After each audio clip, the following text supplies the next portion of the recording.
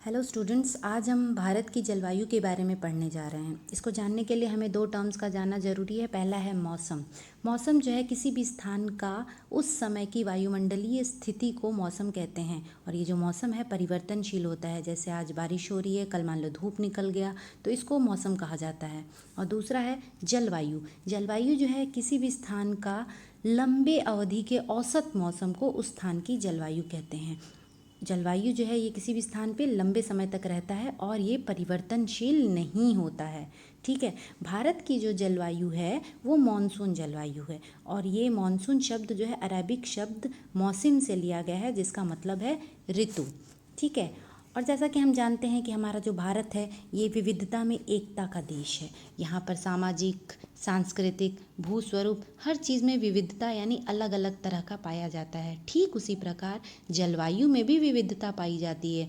यानी कहीं पर बारिश होती है तो कहीं पे सूखाग्रस्त क्षेत्र है। जैसे मेघालय क्षेत्र में बहुत ज़्यादा बारिश होती है और वहीं राजस्थान क्षेत्र जो है वहाँ पर सूखाग्रस्त इलाका है। ठीक।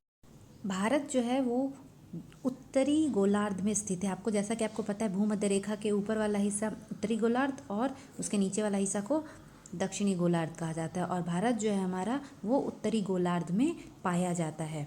ठीक है। और भारत के ठीक बीचों बीच से कर्क रेखा होकर के गुजरती है, जिसका मान होता है 23.5 डिग्री उत्तर।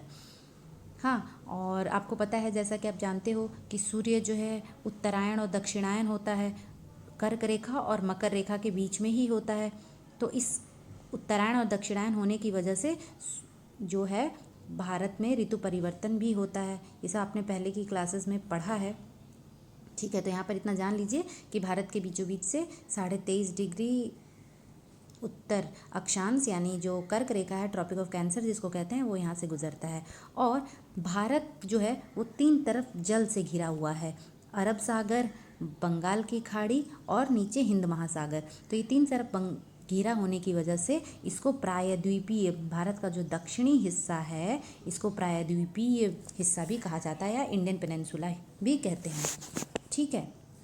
हमारा जो भारत है वो 8 डिग्री 4 मिनट उत्तर से होकर के 37 डिग्री 6 मिनट उत्तर के बीच अक्षांशों के बीच में स्थित है। और इसके ठीक बीचों बीच से कर्क रेखा 23.5 डिग्री उत्तर जिसका मान है वो बीचों बीच से होकर के गुजरती है।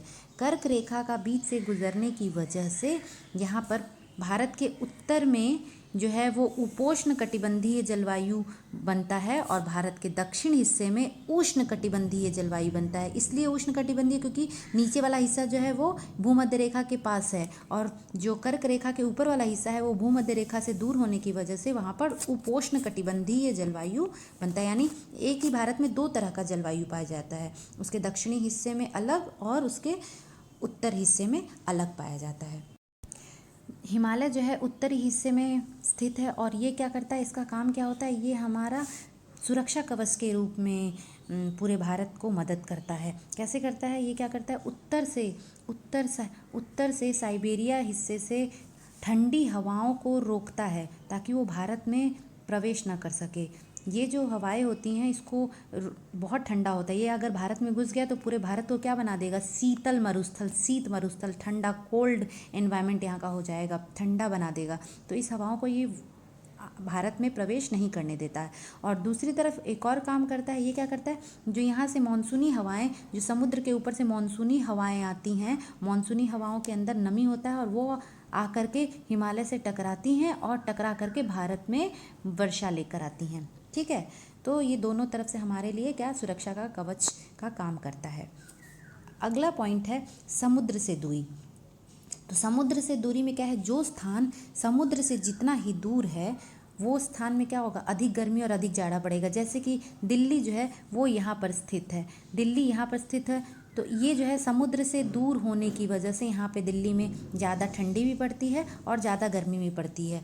दूसरी तरफ जो स्थान समुद्र के किनारे में स्थित है, जैसे कि कलकत्ता हुआ, इधर चेन्नई है, इधर मुंबई है, या मतलब पूरा जो ये हिस्सा है, ये सारा जो किनारे किनारे वाले हिस्से हैं, इन सारे हिस्से में जो जगह स्थित हैं वहाँ पर ज़्यादा ठंडी, कड़ाके का ठंडी और गर्मी इतना नहीं पड़ता है। ठीक है, तो समुद्र से जितना दूर है वो हिस्से में ज़्यादा ठंडी गर्मी पड़ेगा, और जो समुद्र के नज़दीक है वहाँ पर कम ठंडी और गर्मी पड़ता है। क्यों? क्योंकि समुद्र में जो हवाएं चलती हैं वो आर्द्र होता है। ठीक है, तो ये बारिश भी लेकर के आता है, तो इस वजह से समुद्र के पास होने की वजह से इन हिस्सों में, समुद्री हिस्सों में जो है, समुद्र के किनारे वाले हिस्सों में जो यहाँ का जो जलवायु है थोड़ा सा अलग होता है, जबकि अंदर जो है वो जलवायु अलग होता है।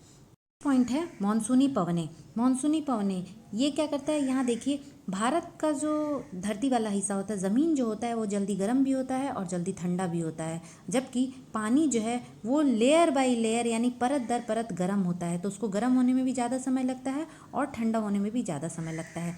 तो गर्मी के मौसम में क्या होता है, धूप लगने की वजह से भारत जो है वो जो ज़मीन वाला हिस्सा है वो जल्दी गर्म हो जाता है। गर्म होने की वजह से वहाँ पर लो प्रेशर यानी निम्न वायुदाब का संरक्षण होता है, यहाँ पर लो प्रेशर बन जाता है, और जो समुद्र वाला हिस्सा है वहाँ पर अभी भी हाई प्रेशर है, क्योंकि वो पानी अभी गर्म नहीं हुआ है। और आप जानते हो हवाएं जो हमेशा हाई प्रेशर से लो प्रेशर की ओर बहती हैं, उच्च वायुदाब से निम्न वायुदाब की ओर बढ़ती हैं। इसीलिए गर्मी के मौसम में समुद्र से चलती हवाएं भारत की ओर जाती हैं, और क्योंकि ये समुद्र के ऊपर से बहता है तो इसके अंदर मॉइस्चर यानी पानी यानी आर्द्रता होती है, इस वजह से भारत में क्या लेकर आता है, ये बारिश लेकर के आता है। दूसरी ओर ठंड के मौसम में क्या होता है, ठंड के मौसम में जो ज़मीन है जल्दी ठंडा भी हो जाता है, ठंडा होने की वजह से ज़मीन पर हाई प्रेशर बन जाता है, और समुद्र अभी भी ठंडा नहीं हुआ इसलिए वहाँ पे लो प्रेशर बना रहता है। तो फिर यहाँ पे ज़मीन से पानी की ओर हवाएं चलती हैं, और ज़मीन पे तो कोई मॉइस्चर नहीं है, इसलिए ये जो हवाएं होती हैं शुष्क यानी सूखा होता है। ठीक है, तो याद रखिएगा कि गर्मी के मौसम में समुद्र से ज़मीन की ओर हवाएं चलती हैं, और ठंड के मौसम में ज़मीन से समुद्र की ओर हवाएं चलती हैं। गर्मी के मौसम में समुद्र से ज़मीन की ओर हवाएं जो हैं वो अपने साथ बरसात लेकर आती हैं, क्योंकि उसमें जो पानी में है वो नमी होता है, और जो ठंडी होता है उसमें पानी, उसका जो हवा होता है वो शुष्क होता है। नेक्स्ट है अंतरा अभिसरण उष्ण अभिसरण क्षेत्र यानी intra tropical convergence zone.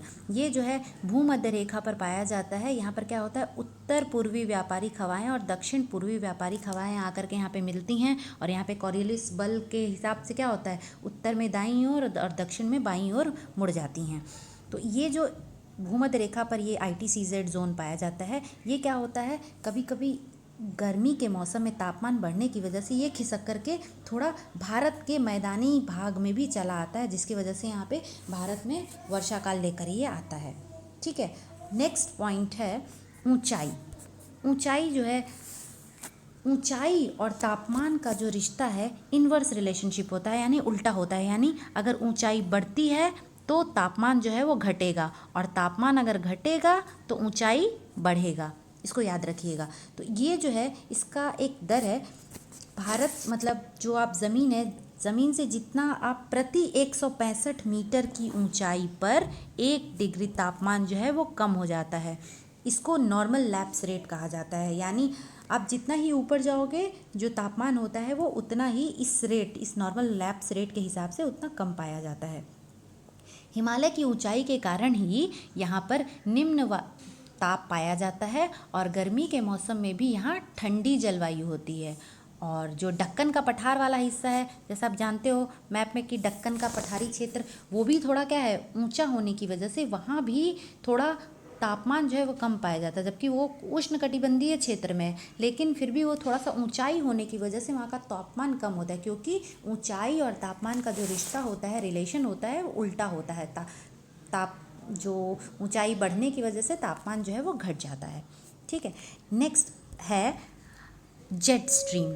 Jet stream क्या होता है, ये जो जेट स्ट्रीम है ये 6000 से 12000 मीटर की ऊंचाई पर पाया जाता है, और 27 डिग्री से 30 डिग्री के मध्य दोनों ही गोलार्धों में, उत्तरी और दक्षिणी दोनों ही गोलार्धों में ये पाया जाता है। और इसका जो वेग होता है, बहने का क्षमता जो होता है, ये बहुत तेज़ी से बहता है। इसका वेग होता है 110 से 180 किलोमीटर की वेग से बहने वाली हवाएं जो कि 27 से 30 डिग्री के मध्य दोनों ही गोलार्धों में 6000 से 12000 मीटर की ऊंचाई पर बहती हो, उन हवाओं को जेट स्ट्रीम कहा जाता है। ठीक है, इसका जो है सूर्य का जब दक्षिणायन और उत्तरायण होता है उसके हिसाब से जो जेट स्ट्रीम की धाराएं हैं इसमें थोड़ा सा परिवर्तन पाया जाता है, इसका स्थानांतरण होता है, यानी एक जगह से थोड़ा सा ऊपर नीचे होने लगता है। जेट स्ट्रीम के प्रभाव से कभी बाढ़ आता है तो कभी सूखा पड़ता है भारत में। ठीक है, नेक्स्ट अगला पॉइंट है उष्णकटिबंधीय चक्रवात। अब ये चक्रवात शब्द से आप फेमिलियर हो, आप लोग जानते हो चक्रवात, क्योंकि पश्चिम बंगाल में देखो अक्सर ही चक्रवात आते रहता है। भारत का जो तटवर्ती क्षेत्र है, जैसे कि भारत के तटवर्ती क्षेत्रों में अप्रैल और मई में उष्णकटिबंधीय चक्रवात आने लगते हैं। ये जो ज़्यादातर क्या होता है, बंगाल की खाड़ी में पर ज़्यादातर आते हैं। बंगाल की खाड़ी पर भी आता है, थोड़ा अरब सागर पर भी आता है। अभी जैसे आपको याद ही होगा कुछ दिनों पहले ही महाराष्ट्र और गुजरात में तूफान टुकटे आया था, और थोड़े दिन पहले यहाँ पश्चिम बंगाल में यास आया था। पिछले साल अम्फन आया था, इस साल यास आया था। तो ये सारा जो है ना, ज़्यादातर जो तटवर्ती क्षेत्र हैं वहाँ पर ये कॉमन होता है। उष्णकटिबंधीय चक्रवात जो है वो बहुत ही तटवर्ती क्षेत्रों में ज़्यादातर पाया जाता है। हर साल ही देखोगे अप्रैल मई के महीने में चक्रवात जो है भारत में बहुत ही कॉमन फीचर है। ठीक है, अगला पॉइंट है पश्चिमी विक्षोभ। ये होता है वेस्टर्न डिस्टर्बेंसेस। ये क्या है, ये हवाएं जो हैं भूमध्य सागर से पछुआ पवनों के साथ भारत के पश्चिमी सीमा में शीत ऋतु में प्रवेश करता है और यहाँ के तापमान को क्या कर देता है, कम कर देता है। मतलब ठंडी में ये हवाएं बहती हैं, आ करके पछुआ हवाएं ठंडी में भारत में प्रवेश करता है और यहाँ के तापमान को और कम कर देता है, यानी और भी ठंडा होने लगता है। और ये क्या करता है, उत्तर भारत में और बारिश लेकर आता है, ठंड में बारिश लेकर आता है। और जो पर्वतीय क्षेत्र हैं जहाँ पे जो ऊंचे ऊंचे पहाड़ पाए जाते हैं, जैसे हिमालय वाला क्षेत्र, वहाँ पर स्नोफॉल या हिमपात होता है। तो ठंडी में बारिश होने की वजह से वहाँ का तापमान और कम हो जाता है और सर्दी बढ़ जाती है। तो पश्चिमी विक्षोभ भी जो है ये भारत की जलवायु का एक बहुत बड़ा कारक है। ठीक है, नेक्स्ट अगला पॉइंट है एल नीनो और ला नीना। अभी देखिए ये आप लोगों के लिए एक नया टर्म है। एल नीनो जो होता है, ये एल नीनो और ला नीना, इसको ना भाई बहन कहा जाता है। मतलब ला नीना को एल नीनो की सिस्टर भी कहा जाता है। ठीक है, अब इसको जानने के लिए हम देखिए मैप देख लेते हैं। यहाँ देखो एल नीनो और ला नीना जो होता है ये क्या करता है, प्रशांत महासागर के जल का तापमान जब सामान्य से ऊंचा हो जाता है तो उसके ऊपर क्या होता है, उसके ऊपर जो भी हवाएं बहती हैं, जो प्रशांत महासागर के ऊपर जो भी हवाएं बहती हैं वो और गर्म हो जाता है। और गर्म हो जाने की वजह से उसके अंदर क्या होता है, उसका जो जल वाष्प जो होता है उसके अंदर वो सूख जाता है। ज़्यादा गर्म हो गया तो उसके अंदर जो जल वाष्प है वो पूरा सूख जाता है। और जब ये सूखा हुआ जो धारा है ये हिंद महासागर के ऊपर जब आता है, हिंद महासागर के ऊपर आ करके ये क्या करेगा, भारत में प्रवेश करेगा।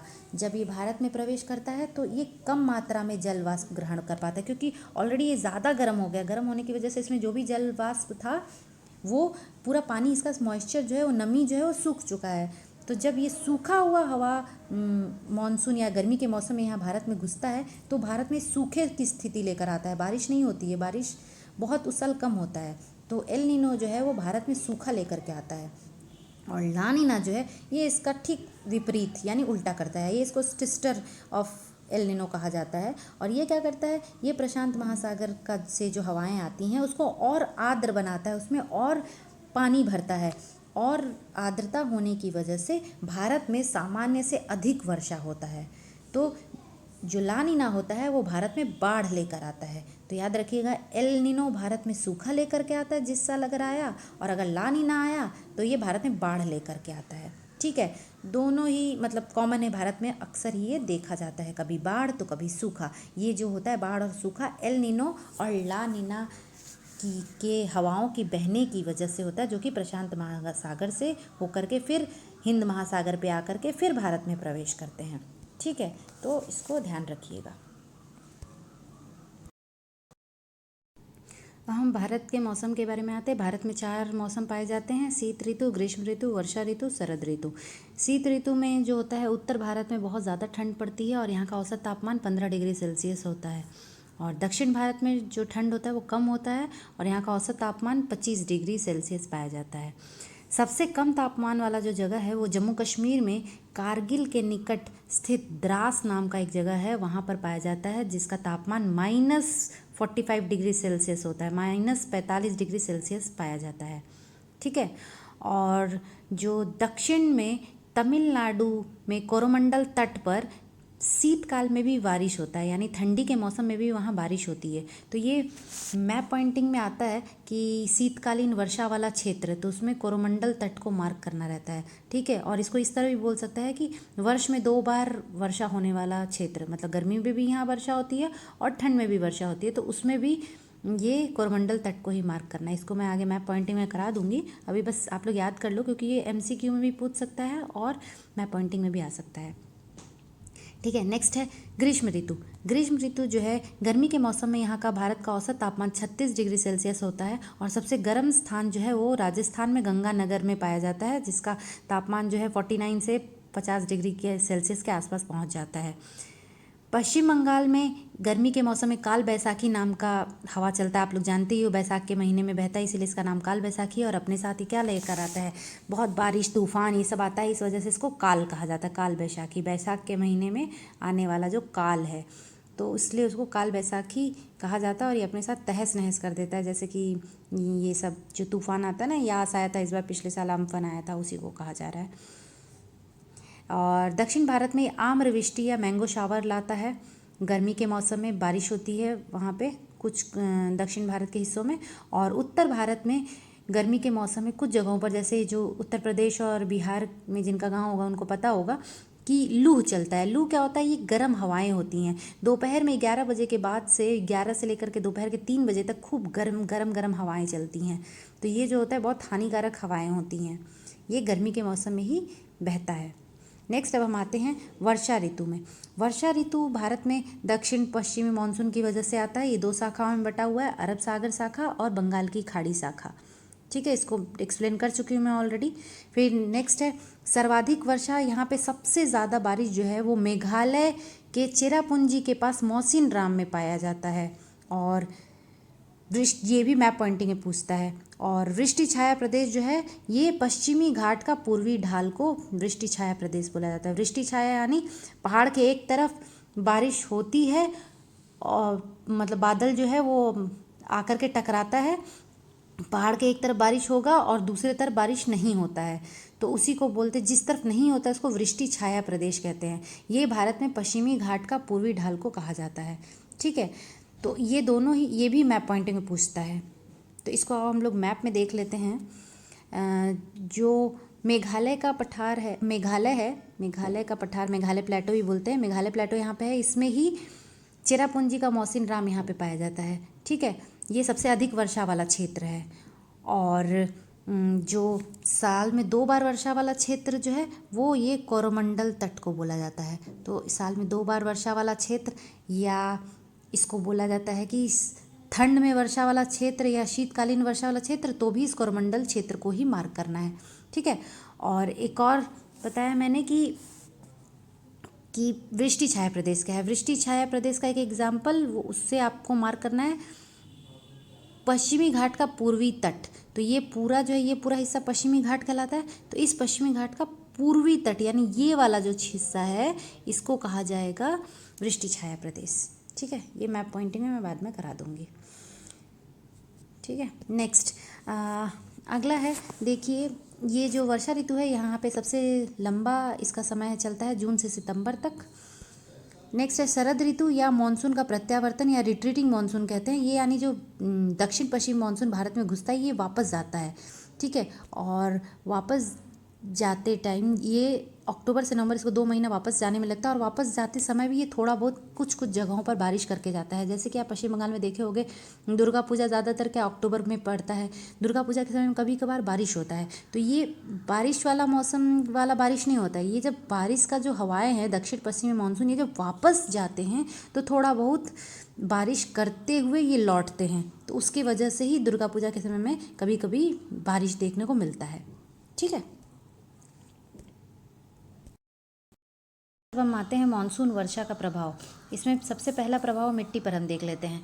मिट्टी पर क्या होता है, मिट्टी में रासायनिक और जैविक परिवर्तन जल के द्वारा ही होता है। और जब ज़्यादा पानी होगा यानी ज़्यादा बारिश होगी तो जल जो है मिट्टी में अधिक कटाव लेकर आता है, ठीक है। और अगर कम बारिश होगा तो मिट्टी का जो कम नमी होता है और पोषक तत्व जो होता है मिट्टी में वो कम हो जाता है, क्योंकि पानी नहीं है तो मिट्टी का सारा तत्व जो है वो इवेपोरेट होकर के उड़ जाता है, ख़त्म हो जाता है। उसका जो पोषक तत्व है, मिट्टी की उर्वरा शक्ति जो है वो थोड़ा कम हो जाती है, ठीक है। नेक्स्ट है प्राकृतिक वनस्पति पर प्रभाव। प्राकृतिक वनस्पति पर क्या प्रभाव करता है, जहाँ पर अधिक वनस्पति यानी जहाँ पर अधिक पेड़ पौधा होगा वहाँ की मिट्टी भी अच्छी होगी। वर्षा की वजह से सारे जो पेड़ घास के मैदान ये सब कुछ हरे भरे हो जाते हैं। आप देखते हो बारिश के मौसम में हर कुछ हरा भरा हो जाता है। जो अगल बगल जो भी पेड़ पौधे हैं सब एकदम खिलखिला के, उनका रंग में भी हरा में भी एक अलग तरह का हरे रंग का एहसास होता है। लेकिन गर्मी के मौसम में क्या हो जाता है, गर्मी में तो तेज़ धूप की वजह से ये जो घास के मैदान हैं ये जल जाते हैं, ठीक है। नेक्स्ट है कृषि पर प्रभाव। कृषि पर कैसे प्रभाव करता है, जिन भागों में अधिक वर्षा होती है, जैसे कि जहाँ पर 250 सेंटीमीटर की वर्षा होती है वहाँ पर धान की कृषि की जाती है। जहाँ पर 150 सेंटीमीटर की वर्षा होती है वहाँ गेहूँ की कृषि की जाती है। और जहाँ 100 सेंटीमीटर तक की वर्षा होती है वहाँ पर दलहन, ज्वार, बाजरा, रागी ये सारे फसलों की खेती की जाती है। भारत जो है वो उसको कृषि, भारत में जो कृषि है इसको मानसून का जुआ बोला जाता है। क्यों बोला जाता है, क्योंकि भारत में जो फसल का बुआई कटाई सब कुछ मानसून पर आधारित होता है। मतलब अगर बारिश समय पर होता है तो फसल जो है वो अच्छा पैदावार होता है, अगर बारिश समय से नहीं होता है तो पैदावार जो है अच्छा नहीं होता है। तो जो मानसून पर भारत का कृषि जो है बहुत ज़्यादा निर्भर है। और हम जानते हैं कि हमारा भारत जो है एक कृषि प्रधान देश है, तो यहाँ के लिए मानसून जो है ये बहुत ही प्रभावकारी है, ठीक है। तो यहाँ तक आप लोग इसको पढ़िए, समझने का कोशिश करिए, नहीं समझ में आए तो मुझसे पूछ लीजिएगा, ठीक है। थैंक यू बच्चों।